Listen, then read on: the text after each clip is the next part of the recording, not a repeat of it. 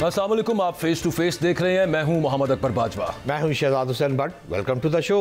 वैसे तो पाकिस्तान में पिछले 2.5-3 साल से जो सियासी हालात चल रहे हैं वो मुतासर कुन तो क्या कहना, परेशान कुन हैं, लेकिन अब जो हालात बने हुए हैं वो परेशान कुन तरीन है। ख़ास तौर पर 26 नवंबर को रिसेंटली भी जो हुआ, उसके बाद हुकूमत का रद्द-ए-अमल आपके सामने है और पाकिस्तान तहरीक इंसाफ ने एक 5 मेंबर्ड मुज़ाकराती कमेटी बनाई है, लेकिन हुकूमत के तो ऐसे बिल्कुल कोई इरादे नहीं लगते कि वो मुज़ाकरात करेंगे, बल्कि उनकी कोशिश ये है कि किसी तरह से मज़ीद इंस्टिगेट किया जाए।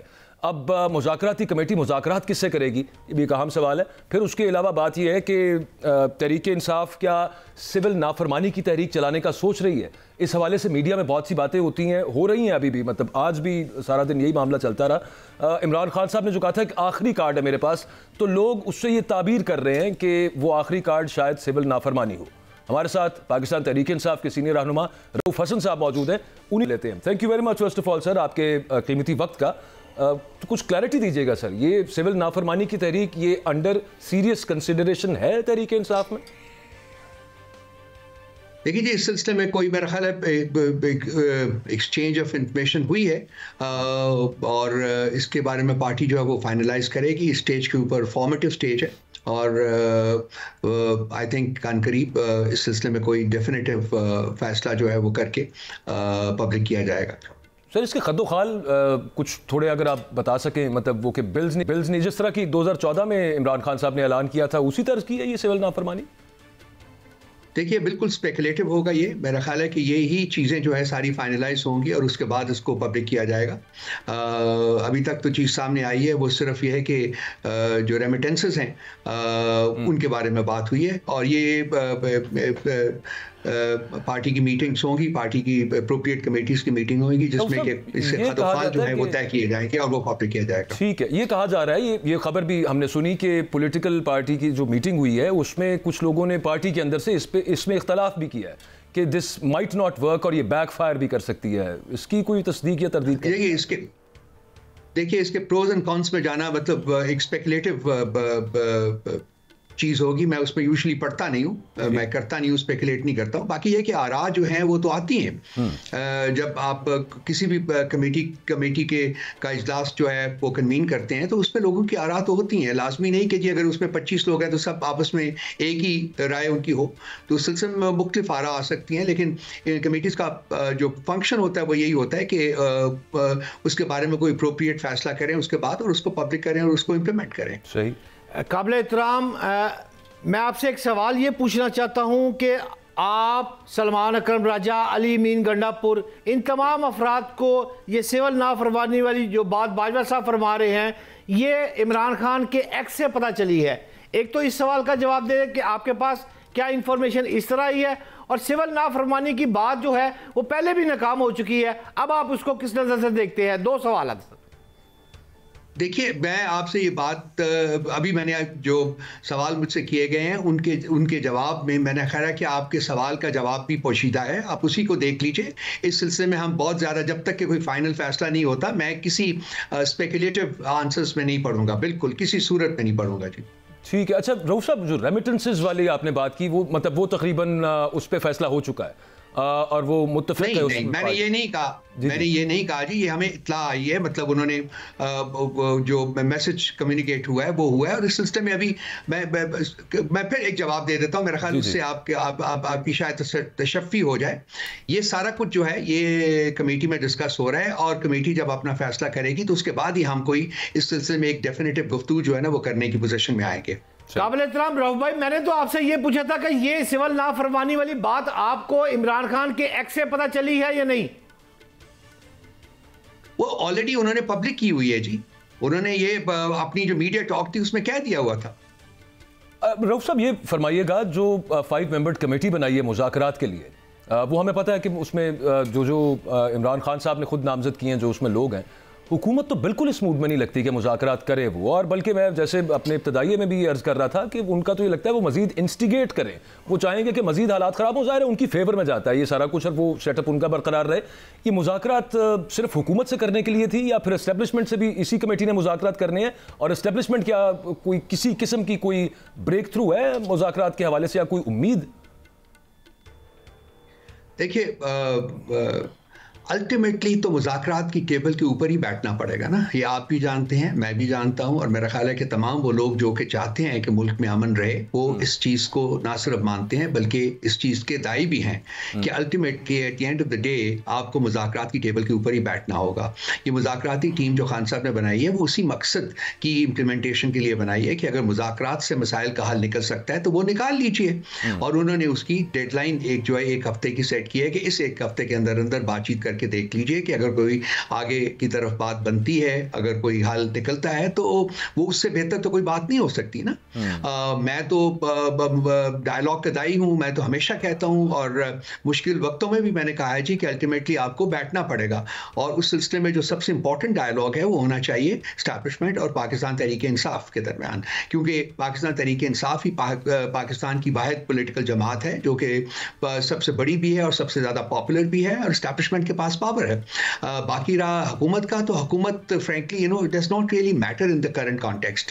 बात ये जो मुज़ाकराती टीम बनी है, इसका भी जो बेसिक फोकस है वो तो एस्टैब्लिशमेंट ही है। एस्टैब्लिशमेंट के साथ हमारी बातचीत पहले भी हुई है, मैं अपनी पास्ट मीटिंग में सुनिए नहीं सर, नहीं हम एंगेजमेंट रही है, बिल्कुल एंगेजमेंट रही है, और काफ़ी देर से एंगेजमेंट है, और हम चाहेंगे कि उस एंगेजमेंट को आगे बढ़ाया जाए, और उसी एंगेजमेंट के ज़रिए ही जो मसाइल हैं उसका हल तलाश किया जाए, और वही मुल्क के लिए बेहतर है। जहाँ तक हुकूमत का, तो एक जो फॉर्म 47 की स्ट्रेंथ के ऊपर जाली हुकूमत इस वक्त इस मुल्क के ऊपर मुसल्लत हुई है, उसकी हैसियत क्या है? उसके साथ वो बातचीत करें, अगर उसके साथ बैठे भी, हाइपोथेटिकली बात कर रहा हूँ, तो उनके पास देने को है क्या?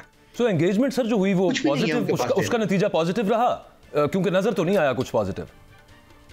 अच्छा ठीक है, अब ये सर इसमें एक और चीज़ ये पूछनी आपसे ये थी कि जैसे मैं बिल्कुल आपसे ये नहीं कह रहा आप स्पेकुलेट इस पे करें कुछ, या हम भी करें, चलें जितना आपने बता दिया अभी उस पर मजीद गौर ख्वाज आप करेंगे, वो चाहे सिविल नाफरमानी हो, चाहे वो रेमिटेंस रोकने वाला मामला हो, लेकिन अगर इस पे गौर भी हो रहा है तो इसका मतलब फिर यूं उसमें से ट्रांसलेट तो ये किया जाता है ना कि ये तो बहुत आखिरी ऑप्शन है, बल्कि बिल्कुल आखिरी तरीन ऑप्शन यही हो सकती है कि जहां पे मजबूर कर दिया जाए, या खुद आप इतने मजबूर हो जाएं कि इसको ऑप्ट करें। तो फिर समझ नहीं आती कि फिर एंगेजमेंट कहाँ पे चल रही है, उसका पॉजिटिव नतीजा नहीं निकल रहा, और फिर आखिरी क्या ऑप्शन है, ये वही आखिरी कार्ड जिसको खान साहब ने कहा था, वो तो फिर इस वजह से आता है कि आपके पास बचा ही कुछ नहीं, बचने से मुराद है कि मतलब ऑप्शन कोई नहीं बची, तो फिर अब यही करना पड़ेगा। आयरलैंड की लड़ाई में आपको याद है 27 साल तक लड़ाई हुई थी, और 27 साल तक नेगोशिएशंस हुई थी, और फिर किसी नतीजे के ऊपर पहुंचा गया था। दुनिया भर की पॉलिटिकल हिस्ट्री आप पढ़ें तो आपको पता चलेगा कि जो नताइज के टेबल के ऊपर पहुंचने से पहले डिफरेंस ऑफ ओपिनियन होता है, लड़ाई भी होती है, और ये कोई अनहोनी बात नहीं है जो कि यहाँ हो रही है।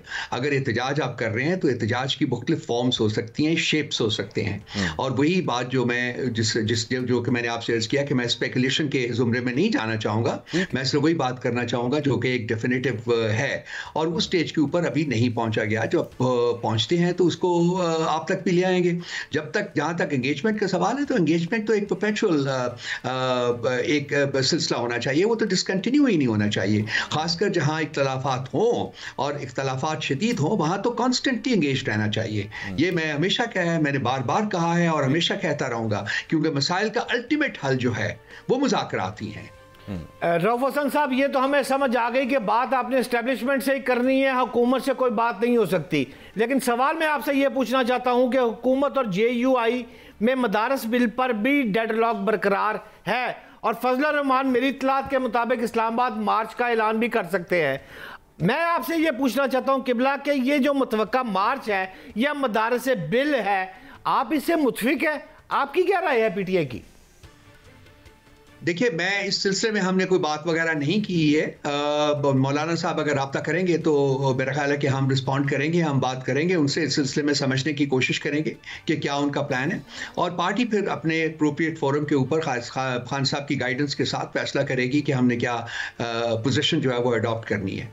लेकिन सर क्या ये बेहतर नहीं होता आपकी पार्टी अगर मौलाना साहब से रब्ता करे मोमेंटम बनाने के लिए, और जाहिर है कि अगर आप और JUI इकट्ठे होंगे तो वो फोर्स ही और तरह की हो जाएगी।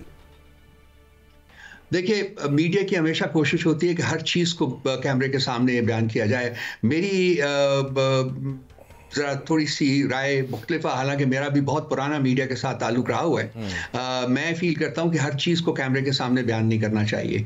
हमारी उनके साथ एंगेजमेंट रही है और रहेगी, और देखा जाएगा कि कहाँ कहाँ हमारी और उनके स्टैंड में हम आहंगी है, और उसकी बेसिस के ऊपर आगे बढ़ा जाएगा। ये लाजमी नहीं कि मैं खड़ा हो जाऊँ और कैमरे को बुला के मैं चीख को चिंगाड़ करके बताऊँ जी कि ये हो रहा है और ये नहीं हो रहा, ये करेंगे और ये नहीं करेंगे। मेरा ख्याल है कि कुछ और भी तरीका है, और मेरा ख्याल है कि पाकिस्तान में जो है ना पॉलिटिक्स का जो स्टाइल है वो भी थोड़ा सा बदलना पड़ेगा, और मीडिया को भी मेरा ख्याल है कि थोड़ा बहुत स्पेकुलेशन की हदूद से निकल के फैक्चुअल पोजीशंस को स्टेट करने के ऊपर आना पड़ेगा। ये मेरी एक बड़ी पॉजिटिव राय है, कोई क्रिटिसिज्म नहीं इंटेंडेड इसमें।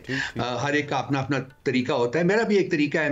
मैं स्पेकुलेशन के जुमरे में आता नहीं हूँ बिल्कुल, लेकिन एंगेजमेंट हमारी JUA के साथ मौजूद है। काबिल एहतराम रऊफ भाई, आप ये देख रहे हैं कि इमरान खान पर केसेस की भरमार है, नैब की इंक्वायरी है, तोशाखाना है, फौजदारी केसेस है, सारी चीजें हैं। पूछना आपसे ये चाहता हूं कि इन तमाम हालात में आप खान का मुस्तकबिल और खान की रिहाई देख रहे हैं? देखिए, एक सेंटेंस बोलूंगा सिर्फ मैं, फतह हमेशा हक की होती है और खान हक पर है। अच्छा रऊफ हसन साहब, अभी थोड़ी देर पहले जो मदारस बिल के हवाले से बात हो रही थी, मैं चूँकि आई नो कि आप बहुत इन डेप्थ इस मामले को समझते हैं, जब PTI की गवर्नमेंट थी तो उस वक्त भी ये स्टेट ऑफ पाकिस्तान चाहती है, जो ओरिजिनल मदारस बिल है वो वाला नहीं जो मौलाना फजलुर रहमान साहब चाहते हैं कि वो पुश थ्रू हो जाए।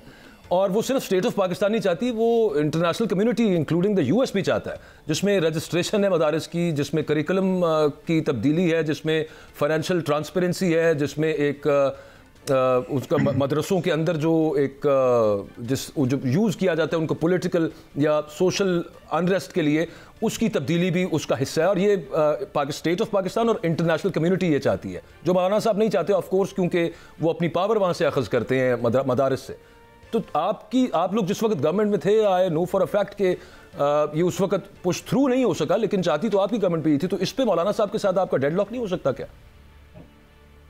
देखिए, डेडलॉक हो सकता है क्या मतलब, मैं समझा नहीं हूं आपकी। मैं ये अर्ज करना चाह रहा हूं कि आप जो पुराना बिल, हाँ, जो मौलाना साहब चाह रहे हैं बिल, वो हाँ पोटेंशियली। देखिए, मसला ये है कि ये बिल तो पास हो गया हुआ है ना, साइन नहीं ना हुआ अभी तक उस पर। और ये बिल इस वक्त सदर साहब के पास पड़ा हुआ है सिग्नेचर्स के लिए, बल्कि वो 10 दिन भी, मेरा ख्याल 10 दिन की मोहलत भी कंप्लीट हो गई है। सो यहाँ एक टेक्निकलिटी की बात है, सब्सटेंस की बात नहीं हो रही है, टेक्निकलिटी की बात हो रही है। टेक्निकलिटी ये है कि according to the constitution of Pakistan, सदर साहब जो है 10 दिन से ज्यादा बिल नहीं रख सकते। 10 दिन चूंकि हो चुके हुए, जो 10 दिन चूंकि हो चुके हुए इसकी बिल, वो कह रहे हैं कि जी पास हो गया है, और ये कि उसको नोटिफाई करें। गवर्नमेंट नोटिफाई करने के ऊपर तैयार नहीं है। गवर्नमेंट, अगर ये सब कुछ ठीक है जो मौलाना साहब बयान कर रहे हैं, तो फिर गवर्नमेंट जो है अपने ही कॉन्स्टिट्यूशन को वायलेट कर रही है। ठीक है, ये मसला है इस वक्त उनके दरमियान। अब सब्सटेंस, जो बिल, अगर सब्सटेंस की बात होनी चाहिए थी, वो तो बिल की पैसेज से पहले होनी चाहिए थी ना। ठीक, वो तो अब it's a bit too late. ठीक, अच्छा, ये रऊफ साहब, एक शहरी हैं कयूम खान साहब, उन्होंने एक दरख्वास्त दायर की कि सिक्योरिटी वजूहात की बिना पर इमरान खान साहब को अडियाला जेल से शिफ्ट किया जाए खैबर पख्तूनख्वा की किसी जेल में। अच्छा, ये दरख्वास्त समाअत के लिए मुकर्रर भी हो गई। इस पे रजिस्ट्रार ने यह भी नहीं कहा कि ये कोई फ्रिवलस लिटिगेशन है या ये दरख्वास्त हम एडमिट नहीं करेंगे। और जस्टिस अमीनुद्दीन खान साहब की सरबराही में जो आइनी बेंच है वो 10 दिसंबर को इस पर समाअत भी करेगा। तो मैं इसमें कुछ ज़्यादा पढ़ रहा हूँ या ये बड़ा नॉर्मल सा मामला है, हमें रूटीन में हो गया बस ये क्योंकि हमारी लीगल टीम के किसी फर्द को बनाए जो कि इसको, जिनके सामने ये चीज़ें होती हैं, जो सिलसिले में फैसला करती है। मुझे तो अभी उनकी तरफ से ब्रीफिंग नहीं मिली कि मैं आपको इसके बारे में कुछ और आगाह कर सकूं, लेकिन ये लीगल टीम जो है वो उनका ये टास्क है, और वही मेरा ख्याल है कि इस सिलसिले में अपना जो केस है वो प्रेजेंट करेंगे। मैं पॉलिटिकली आपसे ये पूछ रहा था बॉस, और वो उसकी वजह ये है कि एक शहरी दरखास्त लेके जाए। खान साहब को जानता हूँ जी, खान साहब को जानता हूँ। खान साहब किसी ऐसे स्टेप के साथ एग्री नहीं करेंगे जो कि रिमोटली भी ये चीज इंडिकेट करे कि कोई डील हुई है। राइट। मेरा आपसे आखिरी सवाल है आज का। लोग जेलों में हैं, पाबंदे सलासिल हैं, और बड़ी सख्त अजियत से जेल काट रहे हैं। डी चौक पर भी काफी दफा आगे एस्टेब्लिशमेंट से बात करने की भी बेदफा कोशिश कर ली। यार, सियासतदानों से बात कर ले, शायद इमरान खान की रिहाई हो जाए। कोई ऐसा मुमकिन नहीं? ये यहाँ टकराव असूलों का है भाई। हम असूली सियासत करते हैं, लेकिन अनफॉर्चुनेटली जिन लोगों को इस मुल्क के ऊपर मुसल्लत किया गया है वो असूल के कातिल हैं। उनकी लुगत में असूल नाम की कोई चीज़ मौजूद नहीं है भाई। ये एक डाका डाला गया था 8 तारीख की रात को, 8 फरवरी की रात को, जिसकी वजह से ये लोग इस वक्त हुकूमत कर रहे हैं। अगर हम इस हुकूमत को मान लेते हैं, अगर खान साहब इस हुकूमत को मान लेते हैं, तो फिर असूसी सियासत का इस मुल्क से हमेशा के लिए जनाजा उठ जाएगा। वो उन्होंने अपनी ज़ात के ऊपर, अपनी जान के ऊपर वो सह रहे हैं, सब कुछ सह रहे हैं, लेकिन वो कोई असूलों के ऊपर कोई समझौता करने वाले वो शख्स नहीं है और वो नहीं करेंगे। ठीक, thank you very much Rauf Hasan साहब, it was pleasure talking to you. छोटी सी ब्रेक के बाद वापस आते हैं, हमारे साथ रहें आप।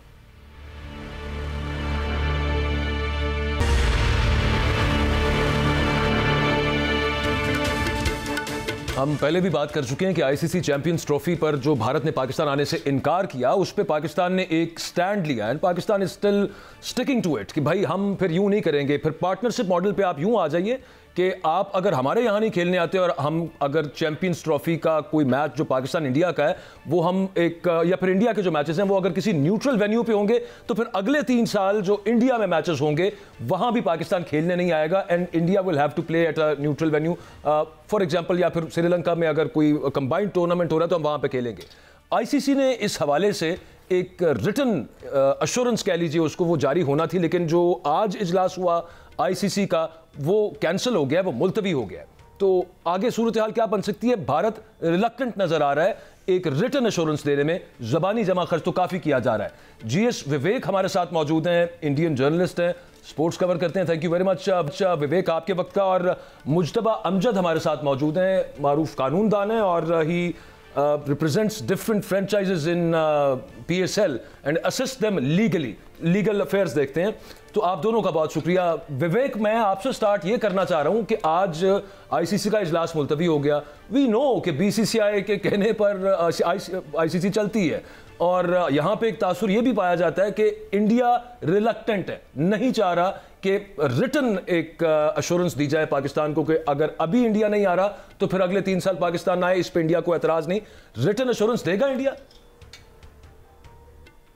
I think, sir, we are looking at it in a very wrong way, right? Maybe ये narrative suit कर सकता है। We have to understand a couple of things. इससे पहले कि मैं, तो मुझे बस 2 मिनट का समय दीजिए, मैं क्विकली रैप बताएं। पहली चीज की जिसकी सबसे इंपॉर्टेंट चीज है वो है पैसा, रेवेन्यू। रेवेन्यू आईसीसी ने अगले 3 साल 5 साल तक इंडिया का मार्केट अलग बेचा है और पूरी दुनिया का मार्केट अलग बेचा है। इंडिया के मार्केट का 90% शेयर है आईसीसी के रेवेन्यू का।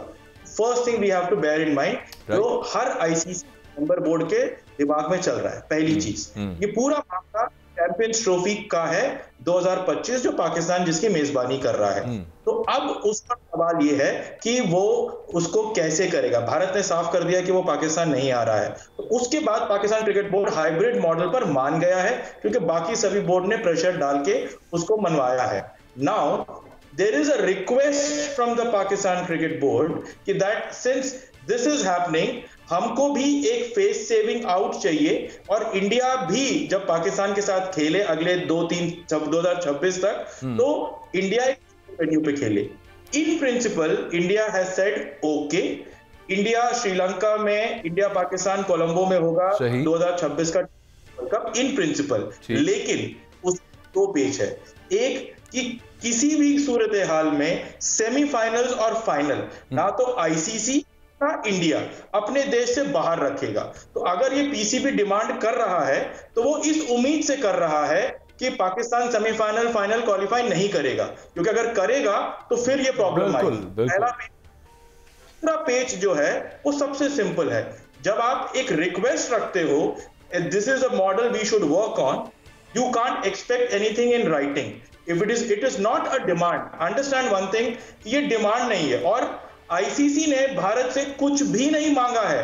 पहले बात आई थी कि पीसीबी ने बोला है। I'll have to stop you here just to understand it a little better, जरा बेहतर समझने के लिए। आप ये कह रहे हैं कि आपकी अंडरस्टैंडिंग ये है बीसीसीआई सोर्सेज के थ्रू कि इंडिया रिटर्न नहीं देगा। पाकिस्तान ने रिक्वेस्ट की है, लेकिन पाकिस्तान तो यहां पे तो हमें ये पता है कि हम तो उसके बगैर नहीं मानेंगे जब तक रिटर्न हमें अश्योरेंस ना मिल जाए पाकिस्तान को। सर अगर ये बात डेडलॉक की आ गई तो दो चीजें होगी। एक, किसी भी हाल में चैंपियंस ट्रॉफी पोस्टपोन्ड या डिले नहीं होगा, वो तो होगा ही। और दूसरी बात यह है कि अभी मैंने आपको एक एग्जांपल बताया कि 90% जो मार्केट शेयर है ब्रॉडकास्ट का वो इंडिया मार्केट। लेकिन जनाबे वाला, वो आपकी बात ठीक है, आईसीसी का जो टोटल बजट कह लीजिए या उनका रेवेन्यू है उसमें 90% इंडिया कंट्रीब्यूट करता है, मान लिया। लेकिन ब्रॉडकास्टर्स क्या कर रहे हैं जिन्होंने पाकिस्तान इंडिया के मैच पे नजरें लगाई हुई हैं? उन्होंने बड़े महंगे दामों खरीदी हुई है ब्रॉडकास्टिंग राइट्स, और पाकिस्तान इज ऑब्वियसली, इंडिया अगर है तो पाकिस्तान भी उसका इक्वल पार्ट है ना उस मैच का। सर अगर आप स्टैटिस्टिक्स देखें तो India Pakistan is a great match, eye ball सबसे ज्यादा मिलती हैं और फैंस का एक अलग इंटरेस्ट होता है, और बहुत सारे मैचेस हमने कवर करें, बहुत अच्छा भी लगता है। लेकिन अगर आप सिर्फ रेवेन्यू की बात करें, yes it's a very important revenue scoring match, लेकिन अगर बात चॉइस ये आती है कि टूर्नामेंट बिल्कुल ही ना हो या टूर्नामेंट बिना इंडिया पाकिस्तान के मुकाबले का हो, तो फिर ये आप दे सकते हैं कि ये टूर्नामेंट तो होगा ही होगा। अब ब्रॉडकास्टर में जो मीटिंग हुई है ब्रॉडकास्टर्स के साथ 5 तारीख को, उस ब्रॉडकास्टर्स के मीटिंग में एक सवाल ये पूछा गया था और पीसीबी की तरफ से भी सवाल आया था कि क्या भारत और पाकिस्तान दो अलग अलग पूल में हो जाएं, भारत पाकिस्तान का मुकाबला ना हो और अपने घर के मुकाबले खेले जाएं पाकिस्तान में, इंडिया हाइब्रिड मॉडल पे दुबई में। नहीं माने ब्रॉडकास्टर्स, मना कर दिया है। तो अब ये है कि अगर इंडिया और पाकिस्तान टूर्नामेंट में खेल रहे हैं तो इंडिया पाकिस्तान जरूर होगा, और इंडिया के बिना टूर्नामेंट नहीं होगा। तो you know which way it is going. So ये जितना डिले हो रहा है, I have a genuine fear that the entire champions trophy, ये तो फिर ना होने वाली बात हो गई। विवेक, मैं हमारे साथ मुज्तबा अमजद भट्टी साहब हैं। मुज्तबा, प्लेनली स्पीकिंग, वो जो विवेक बात कर रहे हैं ना, वो कह रहे हैं चूंकि पैसा हम देते हैं तो फिर हम we will have it our own way. Pakistan के पास ऑप्शन क्या है फिर आईसीसी में? पहले बात ये समझने की ज़रूरत है कि रिगार्डलेस ऑफ जो विवेक कह रहे हैं कि market shares and media rights के हवाले से पीसीबी और BCCI, Indian cricket, Pakistan cricket equal stake holders हैं सारी चीज़ में। चैंपियंस ट्रॉफी दोनों की सीरीज़ बहुत इंपॉर्टेंट होनी है। पाकिस्तान ने अगर तो लीगली परसू करना है ये सारी मैटर आईसीसी के पास, तो पाकिस्तान डिस्प्यूट रेजोल्यूशन कमेटी में जाएगी, नोटिस टू डिस्प्यूट देगी, जिसमें आईसीसी मेन एडजुडिकेटर बनेगा और वो डिस्प्यूट डिसाइड करेंगे। माजी में पाकिस्तान जब भी ऐसे गई है, वन वे और अनदर पाकिस्तान को ही उल्टा फाइन पड़ा है। 2018 की एडमिनिस्ट्रेशन जब गई डिस्प्यूट रेजोल्यूशन कमेटी में, तो पाकिस्तान को ही उल्टा फाइन पड़ा था।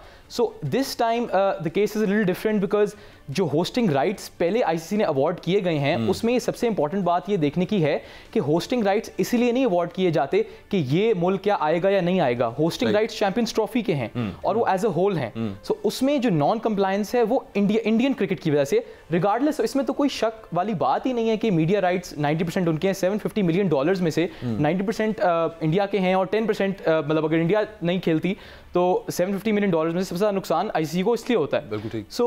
No one is arguing about के जो इंडियन फाइनेंशियल डोमिनेंस है इन आईसीसी वो नहीं है, बट द पॉइंट इज कि क्या बायलैटरल रिलेशंस हमने ठीक करने हैं या हमने इसी तरह आईसीसी में एडजुडिकेशन में जाना है। एंड अगेन वी, लेकिन अगर एडजुडिकेशन में मामला जाता है, आईसीसी आर्बिट्रेट करता है उसमें, या whatever you may call it, तो फिर अगर रियलिस्टिकली स्पीकिंग, मुझे तो ये बात समझ आ रही है आपकी बात से भी, विवेक की बात से भी, कि फिर आईसीसी जो है अपना वेट वो इंडिया बीसीसीआई के पलड़े में डाल देगा। बिल्कुल बिल्कुल। माजी में भी ऐसा ही हुआ है। फॉर एग्जाम्पल, अगर मैं आपकी सी पे एक पास्ट वीक प्रेसिडेंट थी, पहले जब पीसीबी इसी तरह सीरीज में इंडिया ने रिफ्यूज़ कर दिया और एमओयू के होने के बावजूद, उसमें हुआ ये कि पाकिस्तान ने, आईसीसी ने ये कहा कि यार MOU is just, this is just an intent, ये तो सिर्फ इंटेंट थी, इसकी कोई लीगल वैल्यू नहीं है, राइट। सो अगेन वही वाली बात कि अगर यहाँ पे कुछ रिटर्न बीसीसीआई नहीं देना चाह रही, क्या देना चाह रही है, कोई वेस्टेड इंटरेस्ट है, वो अपनी फाइनेंशियल डोमिनेंस आईसीसी में उसको मैनिपुलेट कर रहे हैं, वो सारी चीज़ें कर रहे हैं। ऑफ कोर्स ये आने वाले दिनों में हमें पता चलता है। बिल्कुल ठीक, बिल्कुल ठीक। काबिल एहतराम विवेक भाई, मैं आपसे ये पूछना चाहता हूँ कि हाइब्रिड मॉडल की बात कर रहे हैं, स्टैटिस्टिक्स की बात कर रहे हैं, डेडलॉक का आपने फरमाया, तो ये भारत की तरफ से पहली दफ़ा नहीं हो रहा, पहले भी आपकी तरफ से काफ़ी वाक़यात हो रहे हैं जिसमें पीसीबी को तंग किया जाता है। मैं किबला आपसे ये, इस दफ़ा सिर्फ ये हुआ है कि पीसीबी का जो चेयरमैन है वो अपने मौके पर खड़ा हो गया है। मैं आपसे ये पूछना चाहता हूँ कि आप माजी के जो चेयरमैन हैं और जो मौजूदा चेयरमैन है पीसीबी मोहसिन नकवी साहब, वो जिस अंदाज से खड़े हुए हैं, आप उन्हें किस अंदाज से देखते हैं? सर मेरी राय थोड़ी सी अलग है. I think I am not a big fan of Mohsin Naqvi, and I think he is the one who is responsible for this entire standoff. For the very simple reason is कि India में थोड़ा सा समझने की कोशिश कीजिए. India में जो गवर्नमेंट है, for the last 10 years it's been a very stable government and there has been no changes in the policy stand whatsoever. Number one. Number 2, 2021 में 2023 में 2022 में जब एशिया कप हुआ, तब भी इसी गवर्नमेंट में इसी तरीके से हाइब्रिड मॉडल हुआ. तो किस लिहाज से ये समझा गया कि ये चीज इंडिया इस बार पाकिस्तान खेलने आएगी? That's number 1. And I think अभी भी देखिए विवेक, उसमें बात ये है ना कि इंडिया ने एक पॉलिटिकल डिसीजन लिया, जो कि आप भी ये फरमा चुके हैं और ओवरऑल इंडियन स्पोर्ट्स जर्नलिस्ट भी ये कहते हैं कि वो पॉलिटिकल डिसीजन स्पोर्ट्स के लिए अच्छा नहीं है. और अगर स्टेटस को बरकरार नहीं रखना चाहता पाकिस्तान, तो ठीक कर रहा है पाकिस्तान, इसमें खराबी क्या है? सर देखिए, एक चीज है कि right now when India went to Pakistan, मैं भी पाकिस्तान आया हुआ हूँ, 2 बार आया हुआ हूँ. It happened after the Agra summit और बीजेपी की ही गवर्नमेंट थी, आपके बीच में आगरा समिट हुआ था. Till the time, at this point of time, जिस तरीके से दोनों देशों के बीच में स्टैंड ऑफ है, जब तक दोनों top leaders doesn't sit on the table and discuss, I don't see any diplomacy will ever go forward. ठीक है विवेक भाई, मेरा आपसे आखिरी सवाल है सीधा सा. और भाई जी, इंटरनेशनल क्रिकेट के चेयरमैन भी तुहाडे शाह जी, सारिया चीज़ां भी तुहाडियां. हम तो आपसे ये कहते हैं कि आईसीसी, भारतीय क्रिकेट बोर्ड, जो अपने लिए कर रहे हो हमारे लिए वो कर दो. आप कहते हैं 60 रुपए सी खाने ने तानू 40 भी नहीं देने. यार कुछ तो इंसाफ करे ना यार विवेक. सर मैं तो हमेशा से ये चीज कह रहा हूं कि मुझे बहुत अच्छा लगा है कि पाकिस्तान को 24 साल के बाद चैंपियंस ट्रॉफी का मौका मिला है होस्ट करने का. आई थिंक 15 में से 10 मैचेस का जो पाकिस्तान में हाइब्रिड मॉडल के हिसाब से हो रहे हैं, उनको बड़े शान से कराओ, बहुत अच्छी तरीके से कराओ. जितने भी देश आ रहे हैं वहां पर खेल रहे हैं, उनको बहुत अच्छी सिक्योरिटी, सब कुछ आप दीजिए, बहुत इंजॉय कीजिए. अगर टूर्नामेंट करा के आप you are making it the only way Pakistan cricket and Pakistan can come up is by grandly hosting the Champions Trophy. 10 match हाथ में है, 5 मैच बाहर है. ये तो ख्वाहिश है ना. वैसे तो अभी स्टेलमेट आया, आप भी पाकिस्तान आप दोबारा आए तो इंशाल्लाह हम आपको होस्ट करेंगे यहाँ पे, लेकिन एक स्टेलमेट है. जो सिचुएशन बीसीसीआई के सोर्सेस से विवेक बता रहे हैं, उसके साथ तो ये नजर आ रहा है कि मामला इतना सीधा नहीं है जितना यहाँ पे हमें लग रहा था. Let's see how it pans out, किस तरह से मामला बनते हैं नॉनदलेस. लेकिन अभी एक ब्रेक का वक्त है, वापस आते हैं थोड़ी देर बाद, साथ रहें.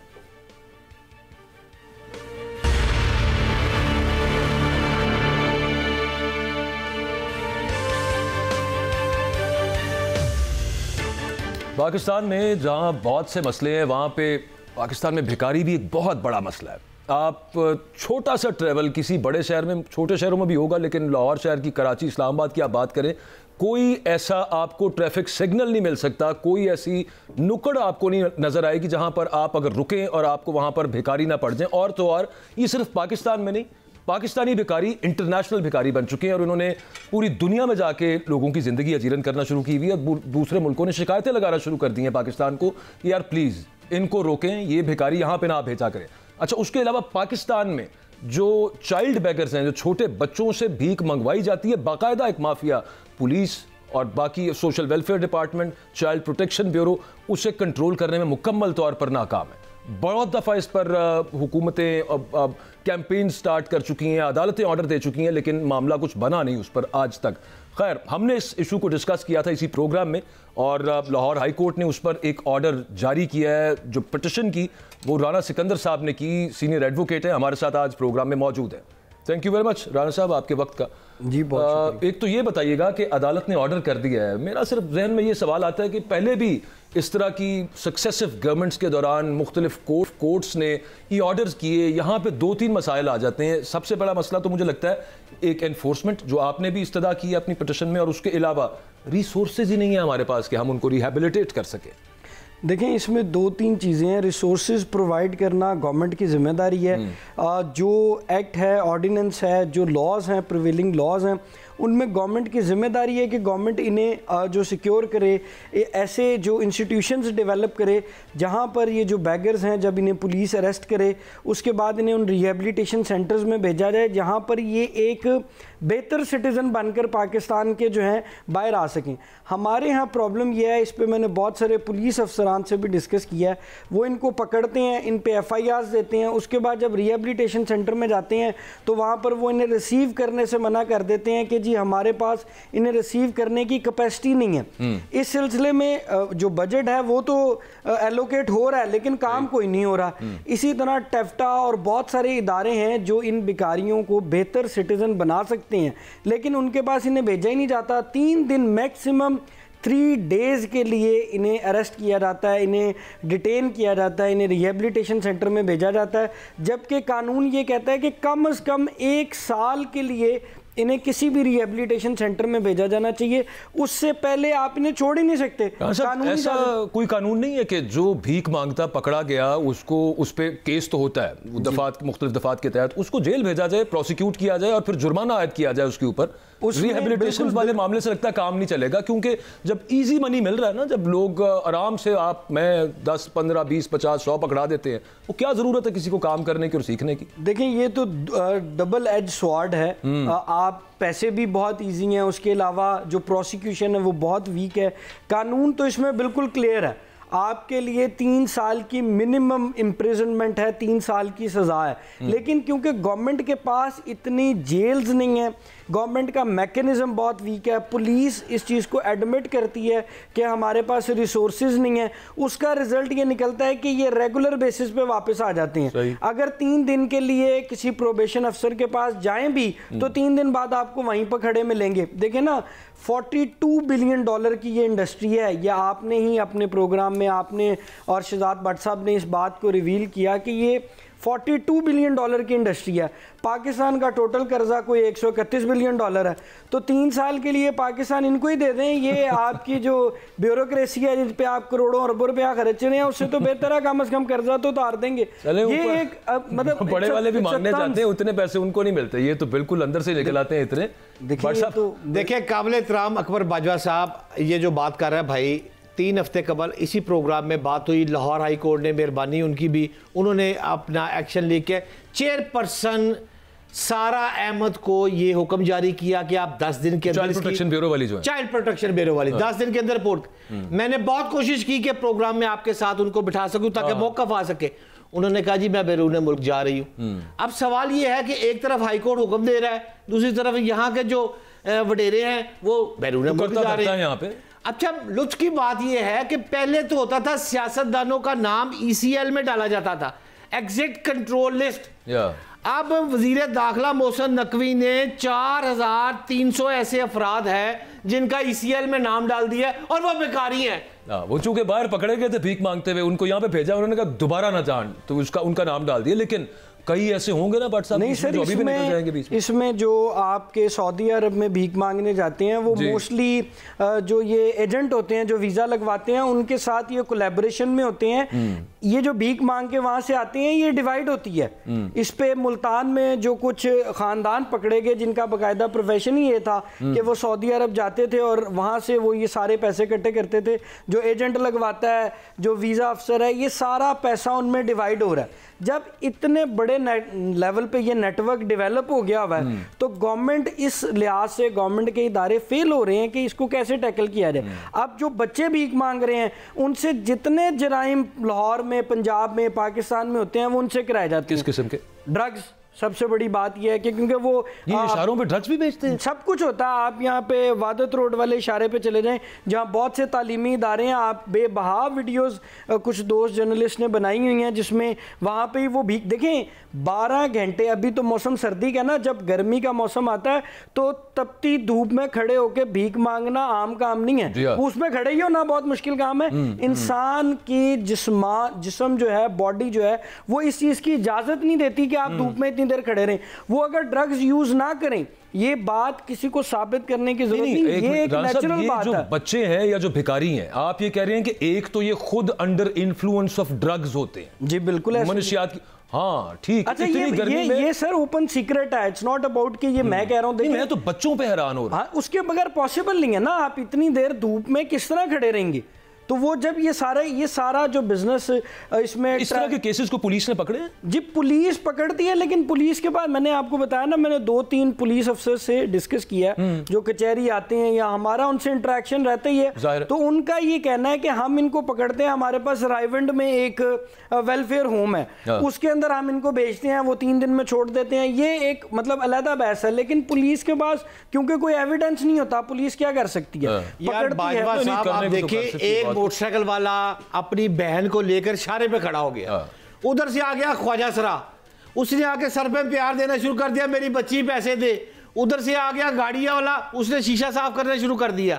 ट्रैफिक पुलिस वाला है, मैंने उसको कहा भाई इसको पकड़ो, ये क्या कर रहे हैं? उन्हें क्या सब अच्छा है। मैं तो भट्ट साहब इशारे पे खड़ा हुआ था, ये कुछ अरसे से ये हुआ है। एक ख्वाजा सरा आया, मैंने शीशा ऊपर कर लिया, मैं ब्लेड ना मार दे कहीं पे। देखिए ये बिल्कुल ऐसी है, बिल्कुल ये भी एक खौफ पड़ गया हुआ है, मतलब। लेकिन राना साहब बात ये है कि मेरी जो इंफॉर्मेशन है उसके मुताबिक FIA की जो रिपोर्ट मेरे सामने पड़ी हुई है, रहीमयार खान, सादकाबाद, राजनपुर, चोलिस्तान, शहदाद कोट और जैकबाबाद समेत दीगर इलाके जो है, इन 6 मखसूस इलाकों से जो बेकारी हैं अब वो करोड़पति बन चुके हैं और वो अपने बंदे बाहर भिजवाते हैं। सवाल आपसे ये पूछना चाहता हूं कि एक FIA है, पुलिस है, कौन कौन सी बंदे हैं जो इनको ग्रिप कर सकते हैं और वो अपना काम पूरा नहीं कर रहे, और क्यों नहीं कर रहे? ये सर FIA के पास इख्तियार है, पुलिस के पास इख्तियार है, होम डिपार्टमेंट के पास इख्तियार है, और जो लोकल गवर्नमेंट है उसके पास भी इख्तियार है। प्रॉब्लम ये है कि ये नेटवर्क जब बहुत छोटे, क्योंकि ये सब लोग इन्वॉल्व है ना, बगैर इन्वॉल्वमेंट के ये काम पॉसिबल नहीं है। अब जब आपको इंटरनेशनल लेवल पर प्रेशर आना शुरू हुआ तो आप एक्शन में आ गए, आपने एक ही घंटे में बंदे भी आइडेंटिफाई कर लिए, बंदे पकड़ भी लिए। इसका मतलब ये है कि कहीं ना कहीं आपको इस बात की खबर थी कि ये काम कौन कौन कर रहा है। अगर गवर्नमेंट के ये डिपार्टमेंट्स ये चाहें कि हम इसको कंट्रोल करना चाहते हैं तो ये आधे घंटे का काम है, ये कंट्रोल हो सकता है। जब तक कोतवाल की अंडरस्टैंडिंग नहीं होती, इलाके में चोरी नहीं होती, जब तक कोतवाल को इस बात का नहीं पता होता है कि इस मुल्क से क्या जा रहा है क्या आ रहा है, तो ये बात मुमकिन। अब भी तो उन्हीं लोगों ने पकड़ा है, कोई बाहर से फोर्स ने आके तो इन लोगों को अरेस्ट नहीं किया, क्रैकडाउन नहीं किया। सवाल सिर्फ ये है कि क्या ये डिसाइड कर लिया गवर्नमेंट ने कि हम इस चीज को अब खत्म करना चाह रहे हैं? अगर गवर्नमेंट डिसाइड कर लेगी तो ये खत्म हो जाएगी, अदरवाइज वही ले तो लाल से काम दिया जाता रहेगा और काम ऐसे ही चलता चला जाएगा। लेकिन बाजवा साहब, आप वाइंड अप पे ये जरा, मैंने तो 2-3 दफा ट्राई की है कि हमारा प्लेटफॉर्म हाजिर है, अगर गवर्नमेंट इस पर क्या कर रही है तो प्लेटफॉर्म हमारा तो हाजिर है। नहीं, वो बिल्कुल है, और मैं तो पहले भी अर्ज कर रहा था कि सक्सेसमेंट्स जो हैं वो इस बारे में ऑर्डर्स कोर्ट्स जारी कर चुके हैं, गवर्नमेंट्स कैंपेन्स लॉन्च करती हैं। आज DC इस्लामाबाद साहब ने अपने ट्विटर हैंडल पे बताया है कि जनाब ये 6 बेकारी हमने पकड़ लिए, गिरफ्तार कर लिए, वो कल जमानत हो जानी है, या उनको जैसे बता रहे हैं राना साहब किसी वेलफेयर होम भेजेंगे और वहाँ से वो दोबारा 3-4 दिन बाद बाहर होंगे, तो ये मामला चलता रहेगा। लेकिन गवर्नमेंट ने अगर इसको सही तरह से टैकल करना है तो जो एक चीज़ नाजरीन इसमें शुरू में राना सिकंदर साहब ने बताई थी वो ये कि जेलों में जगह नहीं है, तो काम करें ना, सियासी कैदी ज़रा निकालें, इनके लिए जगह बनाएं जो पाकिस्तान का असल बेड़ा गर्क कर रहे हैं। आपने प्रोग्राम देखा, बहुत शुक्रिया, अल्लाह हाफ़िज़।